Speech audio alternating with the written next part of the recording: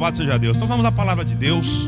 Nós estamos nessa série de mensagens intitulada O que quer que eu faça, onde nós estamos vendo o Evangelho de Marcos de modo expositivo, ou seja, texto após texto. E hoje nós chegamos no Evangelho de Marcos, no capítulo 9. Nós vamos ler dos versos 14 até o verso de número 29. Abra sua Bíblia lá, Marcos capítulo 9, dos versos 14 até o verso de número 29. E o título da mensagem de hoje é: cremos em Deus ou em nós mesmos? Marcos capítulo 9, dos versos 14 até o verso de número 29, nessa série de mensagens do que quer que eu faça. E o título da mensagem de hoje é: cremos em Deus ou em nós mesmos? Diz assim a palavra de Deus: quando chegaram onde estavam os outros discípulos, viram ao redor deles uma grande multidão e alguns escribas discutindo com eles. E logo toda a multidão, vendo Jesus, ficou muito surpresa, e todos correram na direção dele e o cumprimentaram. E Jesus lhes perguntou: o que estáis discutindo? E alguém dentre a multidão lhes respondeu: mestre, eu te trouxe meu filho, que tem um espírito mudo. Onde quer que o apanhe, provoca-lhe convulsões, de modo que ele espuma pela boca, range os dentes e começa a se enrijecer. Pedi aos teus discípulos que o expulsassem, mas eles não conseguiram. Jesus lhe respondeu: ó geração incrédula, até quando estarei convosco? Até quando terei de suportá-los? Tragam-me o menino. Então eles o trouxeram. Ao ver Jesus, o espírito imediatamente provocou-lhe uma convulsão, e o endemoniado, caindo ao chão, rolava espumando pela boca. Jesus perguntou ao pai dele: há quanto tempo isso lhe acontece? E ele respondeu: desde a infância. E muitas vezes o tem lançado no fogo e na água para destruí-lo. Mas se podes fazer alguma coisa, tem compaixão de nós e ajude-nos. Ao que Jesus lhe disse: se podes, tudo é possível àquele que crê. Imediatamente o pai do menino clamou: eu creio, ajuda-me na minha incredulidade. Vendo que a multidão correndo aglomerava-se, Jesus repreendeu o espírito impuro, dizendo: espírito mudo e surdo, eu te ordeno, sai dele e nunca mais entre nele. E então o espírito saiu gritando e agitando muito.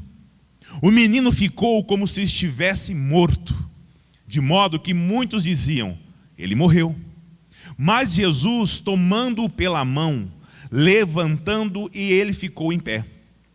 Quando ele entrou em casa, seus discípulos lhe perguntaram em particular: por que não conseguimos expulsá-lo? E ele lhes respondeu: essa espécie não sai a não ser por oração e jejum. Abaixe sua cabeça, vamos falar com o Senhor. Senhor nosso Deus e amado Pai, nesse momento, Senhor, nós estamos diante, Pai, da Tua palavra, e nós estamos clamando, Deus, a ação do Teu Santo Espírito no nosso meio.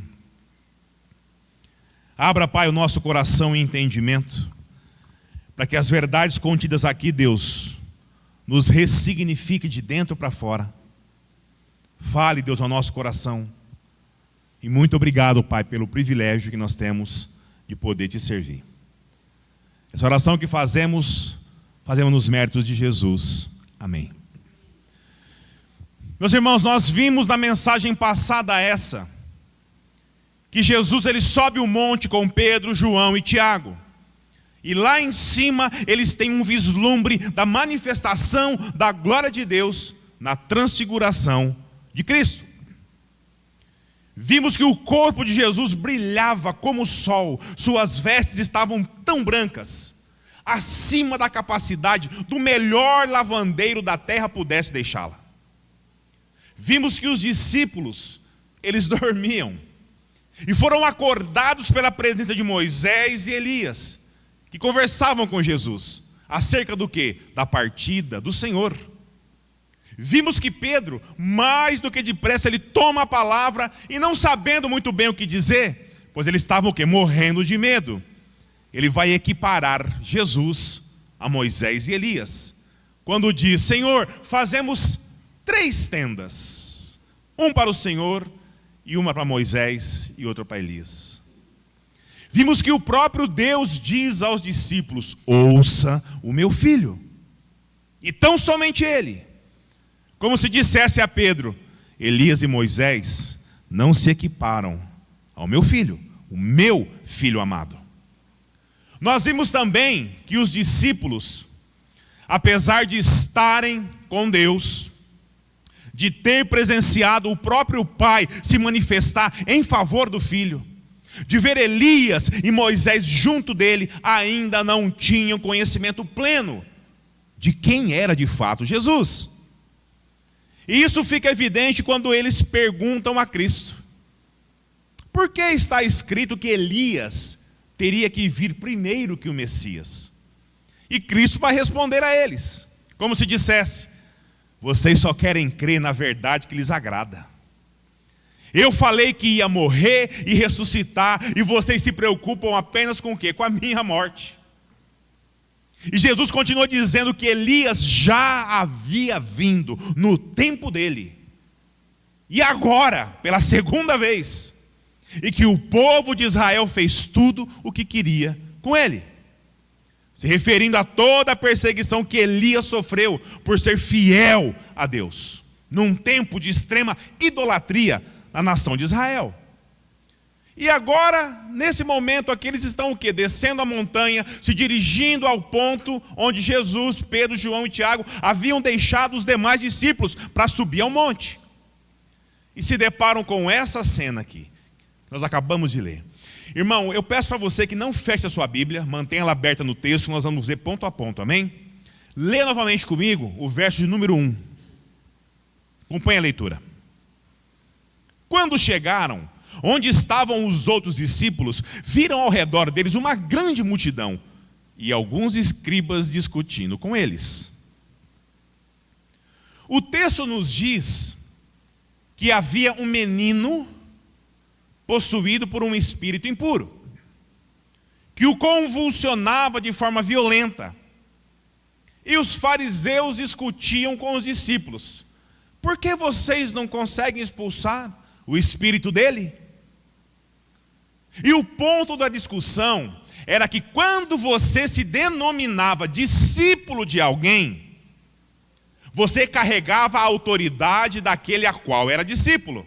Ou seja, se você se apresentasse como discípulo do Messias, era quase o mesmo de que você fosse o próprio Messias. O fato dos discípulos não terem poder para expulsar o demônio gerava incredulidade naquela gente sobre o próprio Senhor Jesus. Se vocês são os discípulos de seu mestre e não conseguem expulsar o espírito desse menino, que espécie de mestre então é esse de vocês? Essa era a discussão. E sem sombra de dúvidas, gira em torno dessa realidade aqui. E a primeira coisa que nós podemos aprender com isso, meu irmão, é que a vida cristã não é uma vida apenas de espiritualidade em alta, mas também composta de vales e desertos. Nós temos momentos gloriosos com Jesus? Sim. Nós temos experiências extraordinárias com Cristo? Sim. Pois o Senhor veio para nos dar vida, e vida em abundância, desfrutando já da glória de Deus na minha e na sua vida. Irmãos, e muitas vezes as coisas elas estão tão boas que nós achamos que a glória de Deus tem que ser manifesta em nossas vidas como no alto lá do monte, onde Jesus se transfigura. Olha como é lindo. Pedro chega e diz: mestre, como é bom estarmos aqui, mestre. Sabe, no ápice da espiritualidade, no pico da vida espiritual, lá no topo do monte. Mas Cristo vai dizer a mim e a você, e também àqueles discípulos, que não foi esse monte que Deus determinou que a glória de Cristo fosse revelada, mas em outro monte, o do Calvário. Amém? E o que significa isso para nós? A primeira vinda de Cristo não foi para que houvesse apenas a glorificação, mas Ele veio também para a agonia. Ele também veio para o sofrimento, para o martírio. E isso também, irmãos, diz respeito a mim e a sua vida. Nós até passamos por picos espirituais, mas não nos enganemos, irmãos. Nós também passaremos por vales e desertos em nossas vidas. E nesses momentos, nessas circunstâncias, o nosso coração nos levará a reagirmos de forma o quê? A temer e a se desesperar. Muitas vezes se angustiar com isso. E é justamente nesse momento que nós devemos nos lembrar da palavra do Senhor que nos diz: não devemos temer mal algum, porque Ele está conosco. Meus irmãos, a vida cristã ela é assim. Uma hora estamos no mais alto da nossa espiritualidade, glorificando dia e noite o nome de Deus, em tudo. E noutra hora nós estamos por terra, sabe, entrando em desespero, angústia, morrendo de medo. A nossa caminhada cristã ela é composta por altos e baixos. Nossa luta sempre será para nos mantermos firmados em Deus. Mas o fato é que nós nem sempre temos capacidade suficiente para que isso seja da forma como Deus espera. A verdade é que nossa vida parece aquelas montanhas russas, né? Uma hora está em cima, outra hora está embaixo. E não por conta de Deus. Não. Não por conta do Senhor. Muitas vezes tudo na nossa vida vai bem. Vai muito bem. Casamento é uma maravilha, família, um espetáculo, saúde, você está vendendo. Trabalho, olha, dia e noite. Dinheiro, o gerente do banco liga para tirar um pouco, está caindo fora lá já. E nós o que? Damos graças a Deus por isso. E em outras ocasiões, os problemas vêm como uma avalanche, revirando nossa vida. E nós somos tendenciosos a atribuir isso também a Deus. O fato é que nosso desejo é que a vida fosse só picos espirituais, e não vales e desertos também. Mas nós vamos compreender um pouco mais sobre isso com a palavra de Deus nesta noite. Amém, igreja? Nessa noite. Portanto, havia uma discussão entre a multidão. Os escribas e os discípulos, por eles não terem o quê? Conseguiram expulsar aquele espírito imundo do menino. Mas aí, o que acontece? Leia comigo o verso 15, acompanhe comigo a leitura. E logo toda a multidão, vendo Jesus, ficou muito surpresa, e todos correram na direção dele e o cumprimentaram. Meus irmãos, agora Jesus ele chega e entra em cena. E graças a Deus por isso. Pois não importa o cerne, não importa o tamanho e as implicações, os problemas na minha e na sua vida, Jesus sempre entrará em cena. Amém, irmãos? Sempre. E ele já chega, como se diz aí fora, chegando. Leia o verso 16 comigo. E Jesus lhe perguntou: o que estáis discutindo? E Jesus se dirige aos escribas e fariseus, como se já chegasse defendendo quem era dele. O que vocês estão falando aí com os meus discípulos? O que está pegando? Qual é a dúvida agora? Meus irmãos, eu me recordo quando eu era criança, e eu sou o caçula de 3 irmãos. Eu era bem criança, soltando pipa na frente da minha casa. E um menino da rua de cima, muito mais velho, bem maior do que eu, foi lá, alcançou a linha, quebrou a linha, puxou o pipa para ele. E óbvio, minha boca abriu desse tamanho, porque era o meu pipa, que eu tinha feito. E naquele instante meu irmão chegou do trabalho. E ele me viu chorando. O que aconteceu? O que está acontecendo? Eu falei, fulano da rua de cima, o que ele fez? Ele pegou o pipa que eu fiz ontem. Ele falou, espera aí. E subiu lá na casa dele. Foi lá, bateu no portão, o rapaz saiu. Eu não ouvi o contexto da discussão, mas ele pegou o meu pipa e trouxe de volta. Irmãos, aquilo para mim foi maravilhoso. Meu irmão mais velho, foi lá e defendeu. Isso é maravilhoso. Assim como o rapaz que pegou a minha pipa, ele se calou quando meu irmão chegou, bem mais velho que ele, com muito mais autoridade que ele, chegou para tomar satisfação. Os escribas aqui também fizeram o mesmo. Tanto que quem respondeu foi outra pessoa. Leia comigo os versos 17 e 18. E alguém dentre a multidão lhes respondeu, mestre, eu te trouxe meu filho, que tem um espírito mudo. Onde quer que o apanha, provoca-lhe convulsões, de modo que ele espuma pela boca, range os dentes e começa a se enrijecer. Pedi aos teus discípulos que expulsassem, mas eles não conseguiram. Meus irmãos, a segunda coisa que nós podemos aprender aqui, está justamente aqui, ó. Jesus, ele havia acabado de revelar parte da sua glória, lá no monte, não como ele irá revelar na cruz, mas revelar de forma perceptível, visível, presenciável. Ele se transfigura, seu corpo brilha mais do que o sol, suas vestes se tornam brancas mais do que a neve.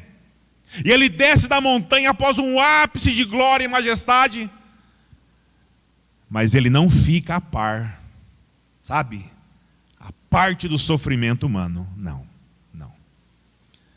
Jesus, ele vai do céu ao inferno, com a mesma essência justa e protetora. Primeiro ele se depara com o Pai, dizendo a todos, ouça o meu filho amado. E agora ele se depara com outro pai, que sofre por ver o seu filho naquela situação. E apesar do momento glorioso que havia acontecido com a transfiguração, ele não se importa em ajudar. Ele não se importa.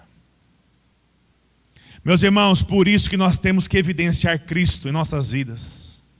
Sabe por quê? Nós muitas vezes agimos de forma contrária. Sabe quando você volta daquele culto esplendoroso, maravilhoso? Você vai para casa, você está em êxtase assim. Ou quando a gente vai numa reunião daquelas de família, para lá de gostosa, sabe aquele clima sensacional, feliz. Aí aparece alguém com um problema grave pedindo ajuda. Como que eu e você muitas vezes nos comportamos? Ixi, estava bom demais para ser verdade. Não é assim que a gente age? Estava bom demais para ser verdade. Tinha que ser fulano. Ai, meu Deus do céu. Tinha que ser Beltrano. A gente não pode ter um momento bom que aparece sempre alguém para estragar tudo. Será que é só comigo isso ou não? Irmãos, graças a Deus que Jesus, ele não é assim. Pensa comigo. Ele junta ao Pai na glória, em meio aos seus anjos, onde tudo é bom e o tempo todo tudo é bom. Como você acha que ele agiria comigo e com você toda vez que chegamos e dizemos, Senhor, socorro. Senhor, me ajuda. Tem misericórdia de mim, Senhor. E olha que nós fazemos isso o tempo todo. Qual seria a reação de Jesus se ele fosse igual a mim e a você, irmão? Já pensou nisso? Graças a Deus que ele não é assim, irmão. Por isso nós devemos refletir essa essência através da minha e da sua atitude. Amém? Por isso. Jesus nunca enxerga o sofrimento humano como uma interrupção na sua santidade, na sua glória. O filho pede, e ele ouve, atende quando é para o meu e para o seu bem, e diz não, pelo mesmo motivo. Mas o maior prazer de Deus com os seus filhos, nós podemos também ter em breve, um breve vislumbre sobre isso. É quando o nosso prazer, apesar de todos os pedidos e ter o seu filho perto da gente, é nós olharmos para o Pai, a Cristo Jesus aos céus, e apesar das circunstâncias na minha e na sua vida, saber que Ele ouve, Ele inclina os seus ouvidos a mim e a você. E isso apesar de mim e apesar de você.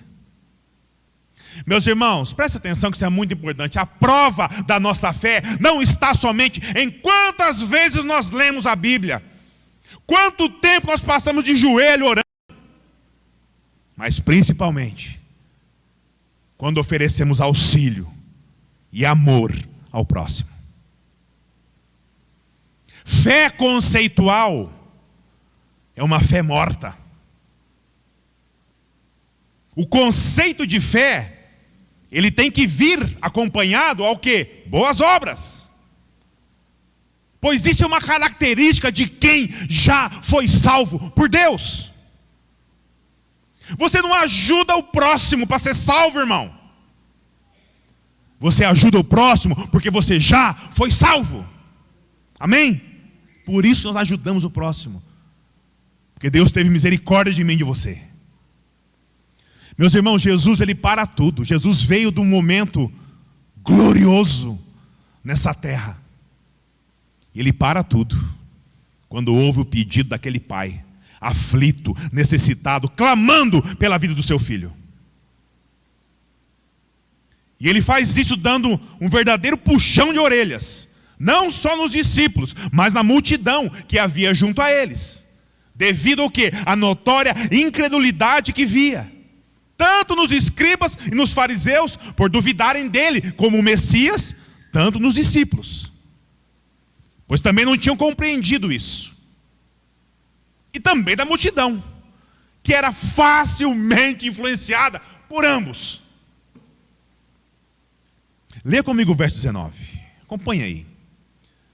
E Jesus respondeu: ó geração incrédula, até quando estarei convosco? Até quando terei de suportá-los? Tragam-me o menino. Meus irmãos, a terceira coisa que podemos aprender aqui é que Jesus, mesmo em meio às nossas dificuldades em crer verdadeiramente, mesmo assim, irmãos, Ele vem ao nosso encontro. E louvado seja Deus por isso. Ele poderia muito bem dizer assim: ó geração incrédula, geração perversa, geração que não entende nada. Eu falo, entra por um ouvido, sai pelo outro. Vocês vêm, vocês ouvem, vocês presenciam tudo. Tudo que eu faço. Ainda continua descrente. Quer saber? Estou cheio de vocês. Eu vou voltar agora para a casa do meu pai. Vocês que se virem. Chega. A partir de agora vocês estão por conta própria. Irmão do céu, se Jesus fizesse isso, imagina o que seria de mim e de você. Por conta da nossa falta de fé. Mas Ele não faz isso. Ele nunca fará. Apesar do desabafo, do puxão de orelhas, o que Ele diz? Tragam o menino. Tragam o menino. Mesmo em meio à nossa incredulidade, Jesus vem ao nosso encontro, vem ao nosso socorro. Ele vai ao socorro dos que sofrem. Conforme Paulo diz na segunda carta aos Filipenses, de como eu e você nós devemos nos mover pelo sentimento de Jesus. Filipenses 2, 5 a 8. Não precisa abrir não, mantenha aí. Tende em vós mesmo sentimento que houve em Cristo Jesus, que existindo em forma de Deus, não considerou o fato de ser igual a Deus algo que devesse se apegar, mas pelo contrário, esvaziou-se de si mesmo, assumindo a forma de servo e fazendo-se semelhante aos homens. Assim, na forma de homem, humilhou-se a si mesmo, tendo obediente até a morte, e morte de cruz. Então lhes trouxeram o menino. E o Espírito, ao ver Jesus, ele tentou o quê? Infligir uma última tribulação àquela criança. Talvez a fim de matar ele mesmo. Leia o verso 20 comigo. Então eles o trouxeram. Ao ver Jesus, o Espírito imediatamente provocou-lhe uma convulsão, e o endemoniado, caindo ao chão, rolava, espumando pela boca. Aí Jesus faz uma pergunta que de fato, meus irmãos, essa pergunta de fato arrebenta com o coração de qualquer pai. Leia o verso 21 comigo. Jesus perguntou ao pai dele: há quanto tempo isso acontece? E o pai respondeu: desde a infância, Senhor. Imagina, desde a infância. Imagina, irmão, quanto tempo esse pai sofre ao ver o sofrimento do filho. Porque pai e mãe é assim. É no filho, dói muito mais no pai e na mãe do que no filho. E sem poder fazer nada para ajudar. E a angústia desse pai fica evidente no desabafo que ele faz ao Senhor. Leia comigo o verso 22. E muitas vezes o tem lançado no fogo e na água para destruí-lo. Mas se podes fazer alguma coisa, Senhor, tem compaixão de nós e ajude-nos. Meus irmãos, só quem passou por alguma dificuldade extrema com o filho vai entender a atitude desse pai. Quando trata-se de um filho, pai e mãe abrem mão de tudo. Pai e mãe de verdade abrem mão de tudo. Meus irmãos, nós podemos supor que diante a toda essa dor e sofrimento por tantos anos, o pai desse menino, com certeza, ele havia questionado a Deus. Por que, Deus? Por que com meu filho? Por que comigo? Nós fazemos assim, irmão. Ele também. E aqui podemos observar que o sofrimento não era só do menino, mas do pai também. Olha como ele pede a Jesus: mas se podes fazer alguma coisa, tem compaixão de nós e ajude-nos. Senhor, se de fato podes alguma coisa, ajuda meu filho e me ajuda também. Eu não aguento mais. Veja a resposta de Jesus no verso 20. Acompanhe comigo a leitura. Ao que lhe disse Jesus: se podes, tudo é possível ao que crê. Se podes, pergunta Jesus a esse pai, tudo é possível, querido, ao que crê. E não, tudo é possível ao que torce para que as coisas deem certo. Perceba a diferença? Tudo é possível ao que crê. Não aquele que torce para que dê certo. Tudo é possível ao que crê. Não em algo, ou em alguma circunstância, mas em alguém. Em Cristo Jesus. Amém, igreja? Só nele. Só nele. Presta atenção. O tudo que Jesus se refere aqui é o tudo a partir da compreensão do Evangelho. E não o desejo do meio do seu coração, para nossa única e exclusiva satisfação. Olha o que Tiago diz sobre isso aqui. Tiago 4, 2-3. Presta atenção. Cobiçais e nada conseguis. Matais e invejais e não podeis obter. Brigais e fazeis guerras. Nada tendes, porque nada pedis. Pedis e não recebeis. Por quê? Porque pedis de modo errado. Só para gastardes com o quê? Com seus prazeres. com os vossos prazeres. Meu irmão, minha irmã, quando a nossa oração for de encontro com a vontade de Deus para nós, não há problema, não há circunstância, não há milagre grande o bastante que Cristo não possa fazer. Amém, igreja? Não há. A pergunta é, o meu pedido, ele é da vontade de Deus? Isso vai glorificar o nome santo do Senhor? E a resposta do pai desse menino, de fato, foi ao encontro da vontade do pai. Olha por quê. Lê comigo o verso 24. Imediatamente o pai do menino clamou: eu creio, mas Senhor, ajuda-me na minha incredulidade. Aleluia, Senhor. Eu creio. Se o Senhor me ajudar a crer. Meus irmãos, esse homem, ele acabou de ser salvo aqui. A conversão, ela é movida por Deus no meu e no seu coração. E é justamente isso que ele pede. Creia! Eu creio, desde que o Senhor me ajude com a minha falta de fé. Meus irmãos, esse homem que sofria pelo seu filho, ele reconhece que não é capaz de produzir fé no seu coração por vontade própria. Você ora a Deus pedindo mais fé? Isso está na sua lista de pedidos?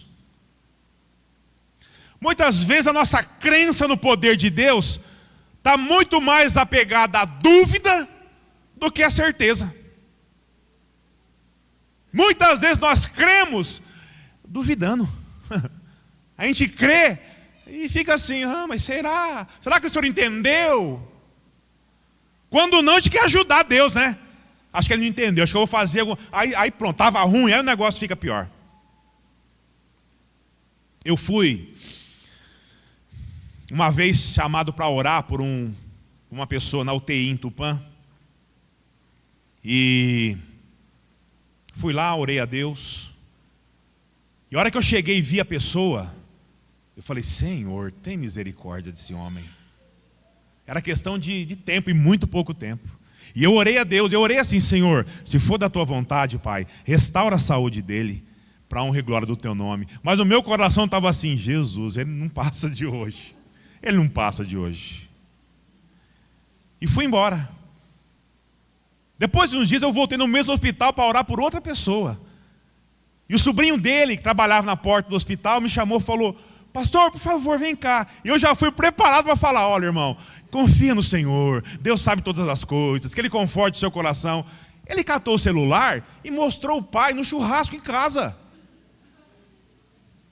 Eu olhei aquilo, eu voltei para casa assim, falei: olha, Senhor, sabe? 15 dias depois, uma outra irmã pediu para mim orar pela tia dela. E eu já arregacei até a manga aqui, né? E fui lá, orei por ela. Não deu tempo de eu chegar em casa. O telefone tocou, Deus levou. Deus levou ela. Portanto, irmão, fica confiando na oração do pastor, só e não ora você não, viu? Ora, você tem que orar também, irmão. E a quarta coisa que Jesus nos ensina aqui é que Ele não está buscando nenhum super-herói da fé. De modo algum Ele precisa disso. E ao passo que isso muito alegra o meu coração, por outro lado, me traz uma grande tristeza, irmãos, em ver pessoas que agem como se fosse um super crente. Um super crente do pedaço, sabe? Você vê por aí, ó, apóstolos, bispos, ungidos do Senhor. Um crente acima de todos os outros. Que determina, porque tudo pode naquele o quê? Que crê. Não é isso? Mas o que ele crê? Já parou para pensar nisso? Ou aquele também, né? Que se veste de uma religiosidade, faz até cara assim de piedade, mas por dentro ele se sente o verdadeiro dono da igreja. Crente 5 estrelas. Será que creem da mesma forma que esse homem? Reconhecendo a sua fé frágil, a sua fé minúscula. Ou igual a Tiago, que se refere que quando pedimos, porque eles não pedem, irmãos, eles determinam, é diferente. E Tiago fala, vocês quando pedem, vocês pedem errado. Errado. Irmãos, presta atenção em outra coisa muito importante. A nossa dúvida não se baseia em se Deus, Ele pode fazer, mas Ele irá fazer. Será que Ele irá fazer? Essa é a dúvida. Nesse ponto aqui, irmão, não há determinância capaz de dobrar a vontade de Deus, se não for de fato a vontade dEle. Esquece. Tudo conversa fora. Já pensou se Cristo falasse para esse homem aqui, rapaz, que papo é esse? De ajudar você na sua incredulidade, meu chapa? Você não crê? Ah não? Então eu não faço milagre algum. Pronto. E qual seria a resposta do o crente, o ungidão do Senhor? Que determina tudo que é tipo de profecia, de milagre na vida. Tudo acontece? Ou nada acontece? Nada acontece por quê? Tem uma resposta, não tem? A sua fé não foi suficiente. E o mais interessante é que essas pessoas, elas não estão erradas, irmãos, por completo. Pois nossa fé sim, ela é fraca e vacilante mesmo. Nisso eles estão certos. O problema é que a fé deles também é assim. Não é só a nossa. Mas ele é orgulhoso demais para admitir isso. Na sua altivez. Sem fé somos nós, eles não. Eles são, assim com o Senhor. É outro nível. Mas esse homem, o pai desse menino endemoniado, entendeu tudo. E se curva a Cristo dizendo, Senhor, sozinho eu não consigo. Ajuda-me na minha incredulidade. Ele entendeu. E o que Jesus fez? Acompanhe comigo os versos 25, 26 e 27. Vendo que a multidão correndo aglomerava-se, Jesus repreendeu o espírito impuro, dizendo, espírito mudo e surdo, eu te ordeno, sai dele e nunca mais entres nele. Então o espírito saiu gritando e agitando-o muito. O menino ficou como se estivesse morto, de modo que muitos diziam, ele morreu. Mas Jesus, tomando-o pela mão, levantou-o e ele ficou em pé. Meus irmãos, Jesus de fato se compadeceu do sofrimento desse pai. Sabe por quê? Olha o que ele disse lá em Lucas 11, 24 a 26. Sobre os espíritos imundos que são expulsos das pessoas. Quando um espírito impuro sai de um homem, anda por lugares áridos buscando repouso e não o encontra. Diz, voltarei para minha casa de onde saí. E chegando encontra varrida e enfeitada. Então vai e leva consigo outros 7 espíritos piores do que ele. Entrando, habitam ali. E o último estado desse homem torna-se pior do que o primeiro. Ou seja, quando um espírito impuro, ele é expulso de alguém, ele vagueia, até achar outro onde consiga entrar. E caso ele não consiga, o que ele faz? Ele volta para onde ele saiu. E se ele encontrar a brecha novamente aberta na vida desse homem, ele não só entra, mas Ele vai trazer contigo mais 7. Tornando a vida dessa pessoa pior do que era antes. Mas preste atenção no Senhor Jesus. Olha o que Ele diz a esse espírito aqui no final do verso 25. Leia comigo aí, ó. Sai dele e nunca mais entres nele. Meus irmãos, esse verso aqui me enche meu coração de alegria. Sabe por quê, irmãos? Não é exatamente o que Deus fez comigo e com você? Nos livrando das garras do maligno que habita esse mundo. Deus fez isso, irmão, comigo e com você. Colocando em nós quem? O Santo Espírito de Deus. Onde nenhum espírito impuro poderá nunca mais nos escravizar, como éramos antes. Antes da graça do Senhor habitar sobre nós. Deus fez isso, irmão, comigo e com você. Olha o que Jesus diz em João 17, de 20 a 24. E rogo não somente por esses, mas também por aqueles que virão a crer em mim pela palavra deles, para que todos sejam um, assim como tu, ó Pai, és em mim e eu em ti, que também eles estejam em nós, para que o mundo creia que tu me enviastes. Eu lhes dei a glória que me deste, para que seja um, assim como nós somos um. Eu neles e tu em mim, para que eles sejam levados à plena unidade, a fim de que o mundo reconheça que me enviastes e o amastes, assim como me amastes. Pai, meu desejo é que aqueles que me deste estejam comigo onde eu estiver, para que vejam a minha glória, a qual me destes, pois me amastes antes da fundação do mundo. Meus irmãos, Cristo se compadeceu de mim e de você antes da fundação do mundo. Isso é maravilhoso, irmão. O Senhor nos amou, se compadeceu de mim e de você na nossa angústia, na nossa dor, no nosso sofrimento. Da mesma forma que teve misericórdia desse pai e desse menino.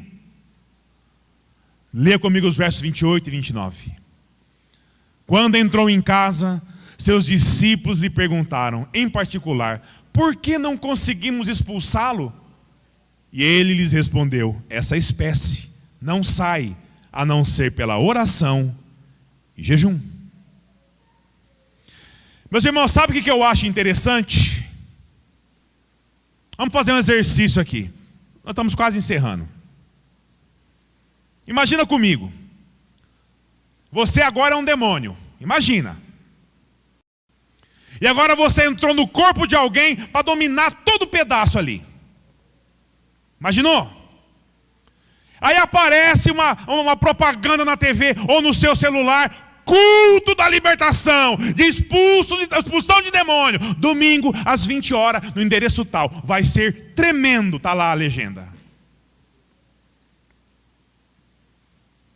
Aí você, demônio, pega essa pessoa a qual você possuiu, aí você vai lá.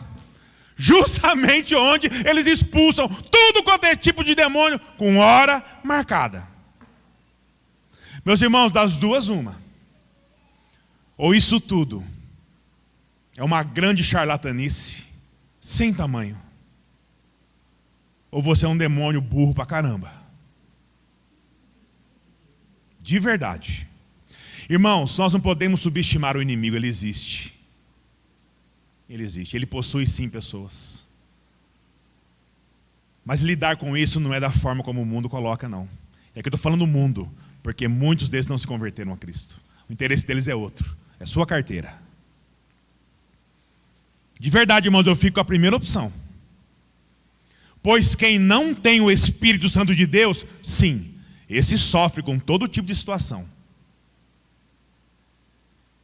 E quem possui, irmãos, esse teatro jamais será sujeitado na sua vida. Jamais. Aqui, irmãos, se você é servo de Cristo verdadeiro, aqui não tem espaço para demônio algum. Mas eles existem, eles estão por aí. Mantenha-se firmado em Cristo. que o Espírito Santo de Deus habita em mim e em você. Mas eles estão por aí, irmãos, possuindo, escravizando pessoas. Muitas vezes não mais dessa forma, mas mantendo a pessoa no alto do seu entendimento, no alto da sua autossuficiência. Está com a bola de ferro no pé, posto pelas trevas e nem percebeu, presa fácil. Mas a dúvida dos discípulos aqui era: por que o Senhor conseguiu expulsar e nós não, Senhor? E Jesus responde que essa casta, essa espécie de demônio, só sai com o quê? Com oração e jejum. Aí eu pergunto para você, meu irmão, minha irmã, como será que ficou o coração dos 9 discípulos que ficaram no pé da montanha, quando Jesus convida Pedro, João e Tiago para subir o monte com ele no episódio da transfiguração? Será que eles ficaram contentes? Será? Felizes da vida por Jesus pegar 3 e largar o resto lá embaixo? Será que eles ficaram em paz com isso? Orando e jejuando até Jesus voltar com os outros? Ou será que eles estavam se perguntando assim: o que esses 3 aí têm de especial que nós não? Meus irmãos, sem Jesus em nosso coração, nós somos presas fáceis para a ação do inimigo em nossas vidas. Ele não pode mais dominar eu e você internamente, mas distrair a minha e a sua mente, ele tem poder para isso. Firme-se com Cristo. Mesmo após a nossa conversão, se nós não nos mantivermos firmados no Senhor, nós poderemos ter problemas sim nessa área. Não se engane. E olha o que Tiago diz sobre isso. Tiago 4, de 7 a 8. Assim, sujeitai-vos primeiro a quem? A Deus. Mas resisti ao diabo, e ele fugirá de vós. Achegai-vos a Deus, e ele achegarás a vós. Pecadores, limpai as mãos, e vós que sois vacilantes, purificai o vosso coração. Sujeitai-vos a Deus, achegai-vos a Deus, mas resisti ao diabo, que ele vai fugir. Sabe por quê? Porque Deus está sempre conosco, na medida que nós estivermos com Ele. Amém? Meus irmãos, o sacrifício da cruz do Calvário foi para que eu e você pudéssemos alcançar a misericórdia de Deus, para que nossos pecados fossem todos perdoados em Jesus, mas também para compreendermos que quem precisa de Deus somos nós. Nem mesmo a nossa fé, que é necessária para se ter em Jesus, a fim de alcançar essa misericórdia, provém de nós mesmos. É o próprio Senhor quem provê no meu e no seu coração. Jesus, Ele é o autor e é o consumador da minha e da sua fé. Esse pai, ele discerniu isso.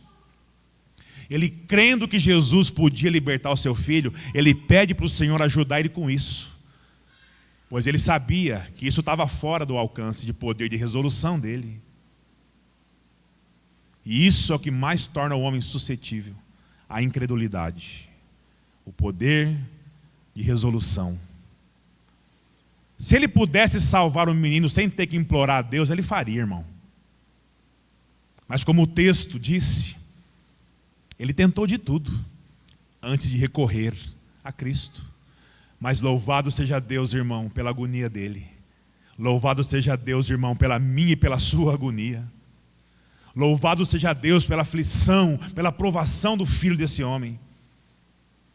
Isso fez com que Deus ocupasse o devido lugar no seu coração. Irmãos, a vida cristã é assim. Deus permite que as dificuldades se instalem em nossas vidas, porque Ele sabe que seu nome será de fato glorificado quando nós entregarmos tudo a Ele. Isso não é maldade do Senhor, isso é zelo, isso é amor de Pai. Nós aprendemos mais, irmãos, em meio às dificuldades. Nós nos aproximamos mais de Deus quando está doendo, e Ele sabe disso. Portanto, irmão, não maldiga as coisas, não murmure quando a situação estiver fora do seu controle. Entregue a Deus, irmãos, e descanse. Jesus, ele não prometeu uma vida sem lutas, sem adversidades, mas ele prometeu que estaria conosco em meio a todas elas. Amém? Louvado seja o nome do nosso Senhor Jesus Cristo. Abaixe sua cabeça, vamos orar a Deus. Pai,